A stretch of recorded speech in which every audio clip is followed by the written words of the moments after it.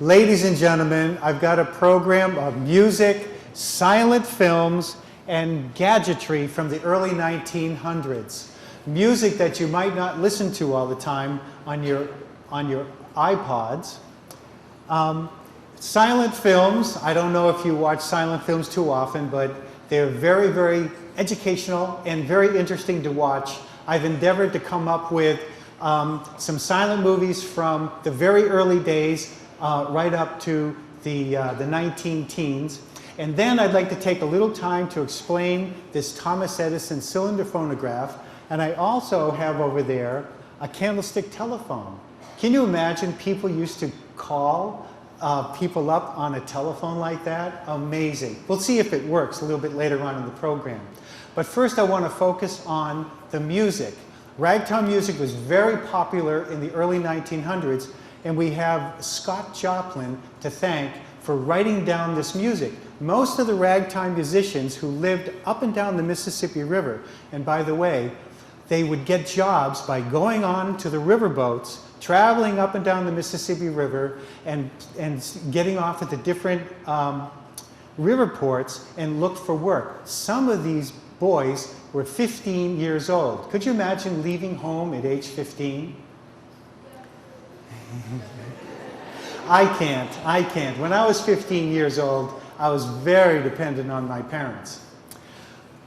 But Scott Joplin was a little bit different from all the other ragtime musicians because he could read and he could write music. And he started writing it down in the late 1800s, and he got his music published. So that's the reason why I'm able to play this song for you now. It's a song, it's called Pineapple Rag, and it was written in 1907.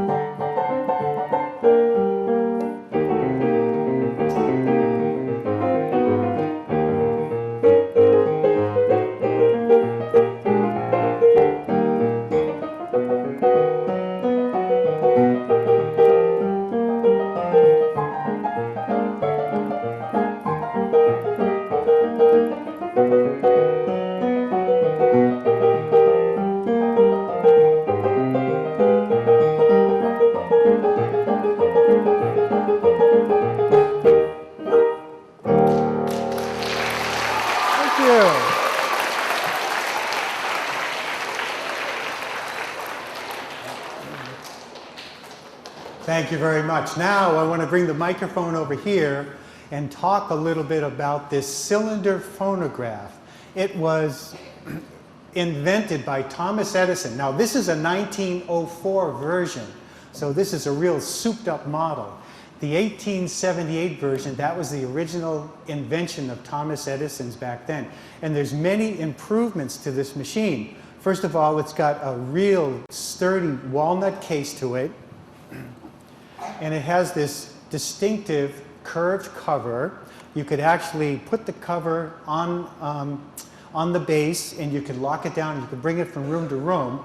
This has no electronics in it, and plus the fact it doesn't require any electricity at all.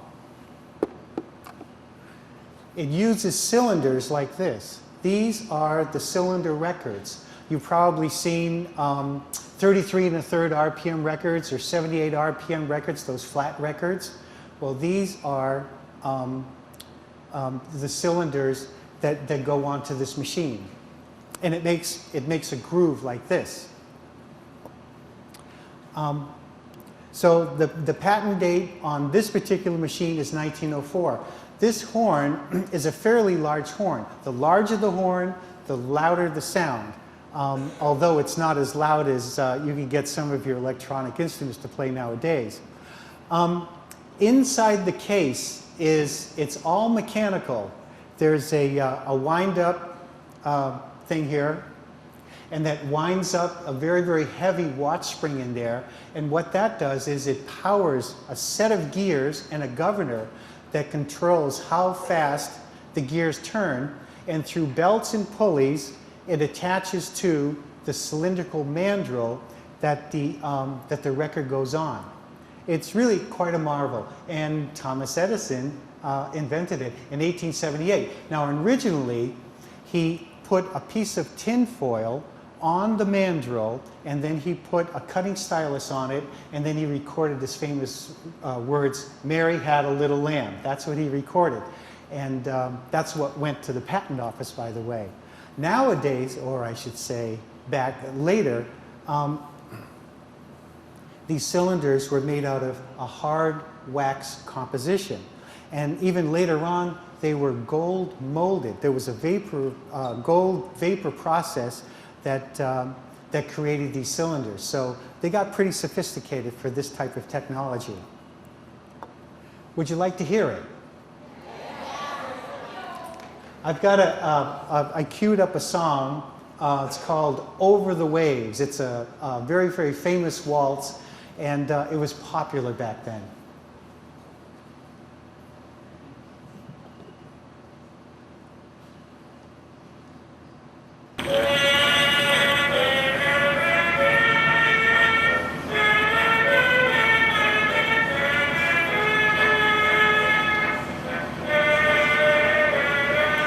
This was state-of-the-art for 1904.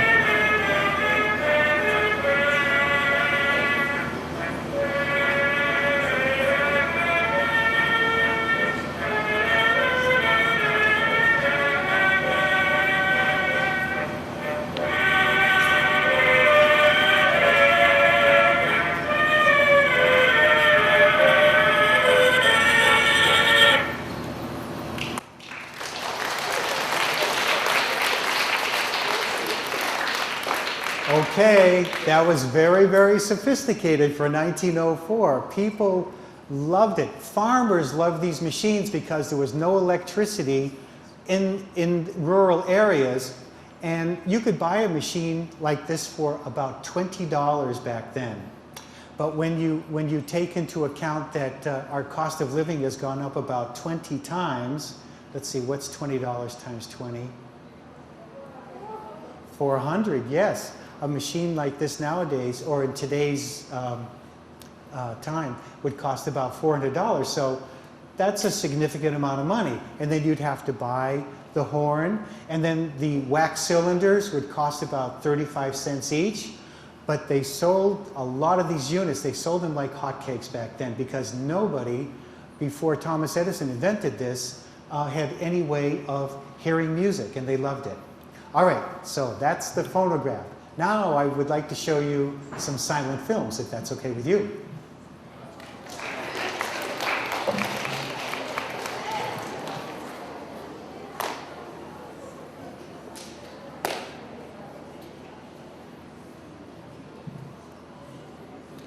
Thomas Edison also invented the motion picture camera, but there were no professional camera people, there were no filmmakers, no editors. Nobody knew anything about how to operate or take motion pictures. So what Thomas Edison decided to do was just to, they called them actuality films. He would just film something that he thought was interesting. And I've got a few cute films. I wouldn't say that they're terribly interesting. They're going to get a little more interesting down the road. But I'm going to start this. He showed his beginning films on that machine right there called a kinetoscope. And you see that gentleman with the bowler hat, he's looking through the viewfinder and he's watching the film. And when you open up the back, you can see the film looped around the pulleys, and it was a continuous loop. Thomas Edison's idea, which didn't pan out too well, was to have a bunch of these kinetoscopes in different storefronts. This was in New York City, and people would come in and they'd drop their penny in and they would watch a movie. So now we're going to see some very, very early actuality films. The first one is The Sneeze, 1894, 1 year after the camera was invented. Now don't blink. That's it. They get a little more exciting. This is firefighting in Buffalo, New York.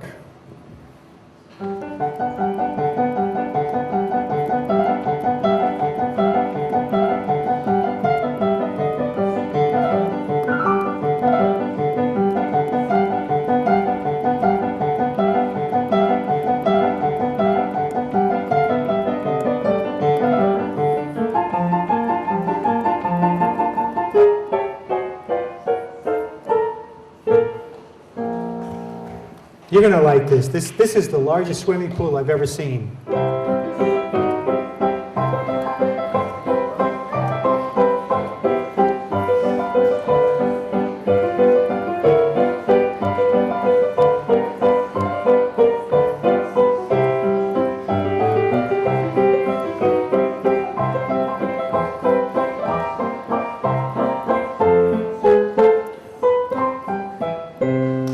And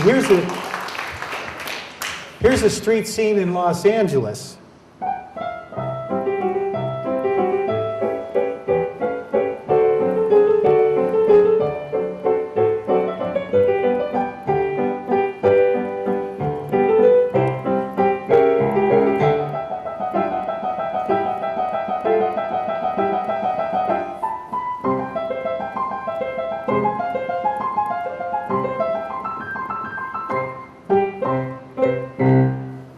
And there's Thomas Edison, the visionary.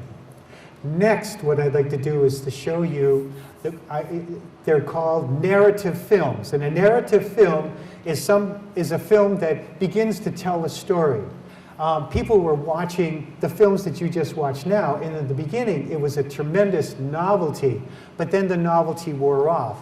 So what the Edison group did was, they started photographing vaudeville acts. Now this is kind of interesting. The kinetoscope did not prove to be a good way to show films because only one person could watch a film at a time. The Nickelodeon theaters started to spring up all throughout the country, especially around 1905. They used to cost 5 cents. That's why they call them a Nickelodeon. And Odeon means theater in Greek. Inside the Nickelodeon theater, it looks, well, you know, like an old movie theater that you go into nowadays with the screen and the seats and the projector in the back. Now I'd like to show you two really interesting vaudeville films. The first one is of two Japanese acrobats, and it was filmed in 1904, and the Japanese music I'm going to play is called Fujiku.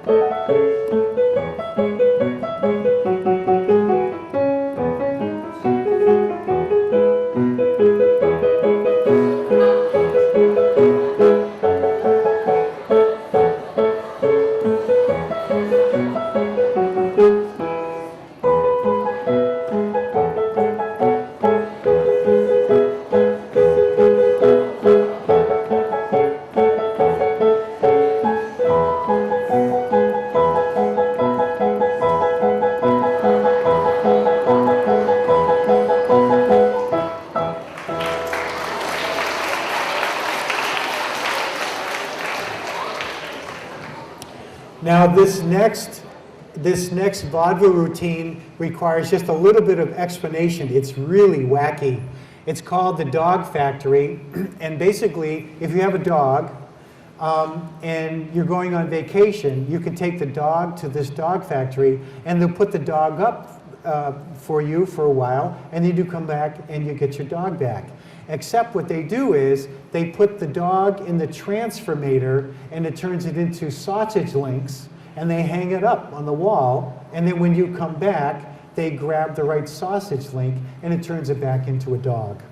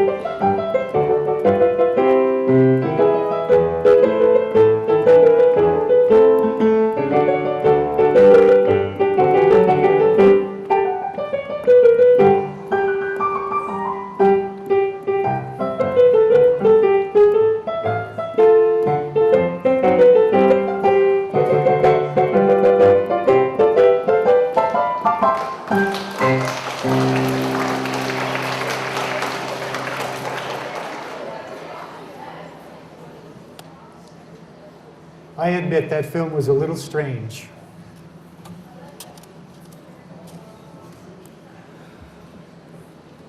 All right, everyone. I have shown you a couple of vaudeville films. Now I'd like to just explain that by 1907, people were starting to become more sophisticated in filmmaking, and they understood that you could actually tell a story when you filmed a movie and when people watched the film.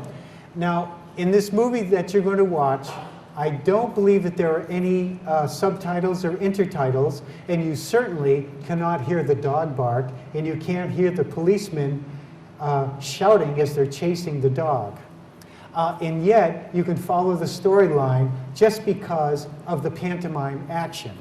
So this is called The Policeman's Little Run. What happens is the bulldog steals a ham bone from the butcher shop, and the entire French police department has decided that this is a tremendous offense, and they're going to try to capture that dog and bring the dog to justice. Let's see how well they do.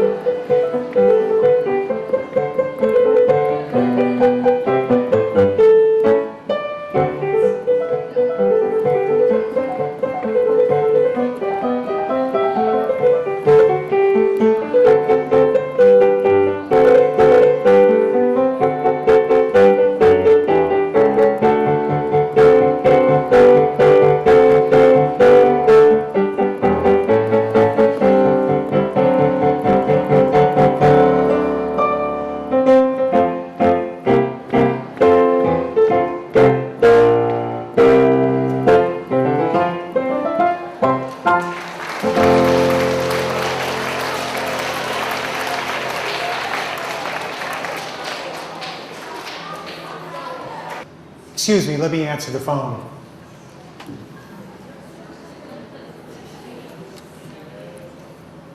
Hello? Yes? Oh, Mr. Fleischer, the cartoon animator. Yes. How is that project coming? You know, the project on how to take care of your telephone? How's that cartoon coming?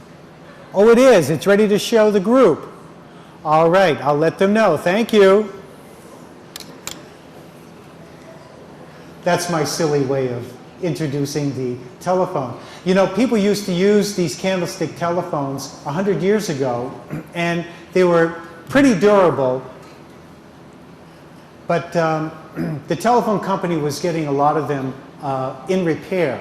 So what they did was, the Bell Telephone Company commissioned Max Fleischer, who was a great cartoon animator, to make up a cartoon, and this cartoon was shown in 1927 in all the movie theaters. So everybody saw this cartoon, and it was just a cute way to remind everybody to take care of their telephone. I don't know, would you like to see that cartoon now? Yes.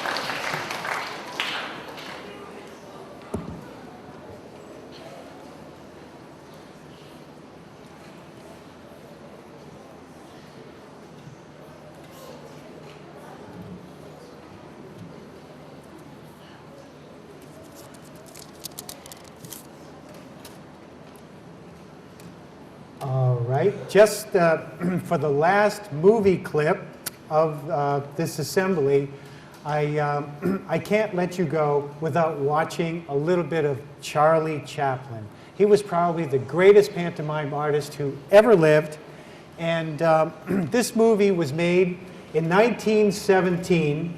It's called The Adventurer. Charlie Chaplin, you know, was born in England in 1889, and he came over to the United States around 1913, and he started to appear in films. And in 1917, he made this movie for the Mutual Film Company. He made about 12 films, and people call them little gems. So I'd like to show you the beginning part of this movie. Charlie, in this movie, had a little brush with the law, and he's escaping from the prison guards, and he did something very ingenious. He was by the ocean, so he dug himself a hole in the sand, and he thought he was safe there. But one of the prison guards got tired, and he sat down right next to Charlie as Charlie was digging himself out of a hole. This is rather amusing.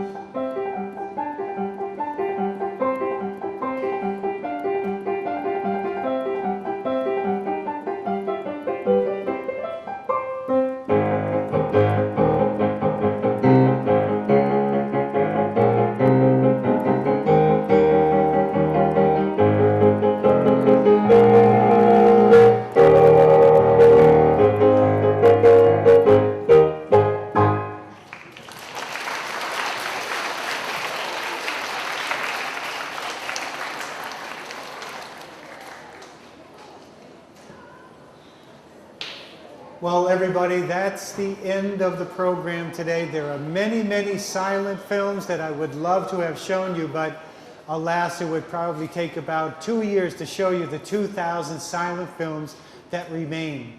I want to say thank you so much. You've been a terrific audience, and I enjoyed myself. I hope you enjoyed yourself too.